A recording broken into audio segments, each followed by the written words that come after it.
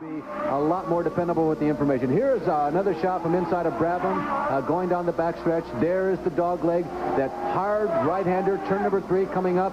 Geoff will break down. He'll go down and shift the gears, drop all the way down to second gear, make the right-hander a little bit uphill, gets a little tricky, goes to the left, back to the right, then he comes up after this right-hander to a hard left-hander, tire wall on the right, working down a short straightaway about 500 feet to a right-hander, now to the sweeper.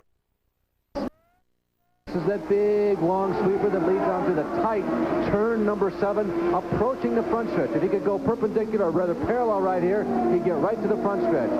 The S's, as we call it. It's through turn 8. Now a left-hander to turn number 9, getting onto the front stretch. Next thing you'll see after a right-hander will be the dog leg. It's a very fast part of this racetrack. 150, 155, 160, 165 miles an hour, up to 5th gear. Now I got to brake and downshift down to 2nd gear to get around this tight right-hander. And there is the course, basically, as Geoff Brabham takes us around, going to the inside now and passing a slower backstretch. Change for 6th and 7th position as Kevin Cogan has moved into 6th and Al Unser Jr. back to 7th position.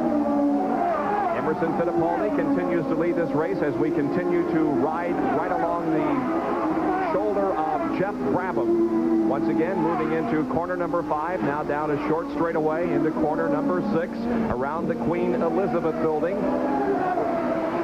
onto a wide sweeping portion of this racetrack, and that's one of the things that the drivers have been talking about all weekend, how wide this racetrack is and how smooth it is. They did spend about $3.5 million to repave the entire surface of this track, and it has paid off. As you can see, Geoff Brabham may have encountered a problem in that car as he came off of corner number 8. We saw the car kind of slow down. He is entering pit road and will stop and have the car checked over. Geoff Brabham is into the pits, and we hope it's not anything more than a routine pit stop, but it appears as if it could be. The red light, you can see when he moves his head, there is the red light showing, indicating that there is something seriously wrong with the car.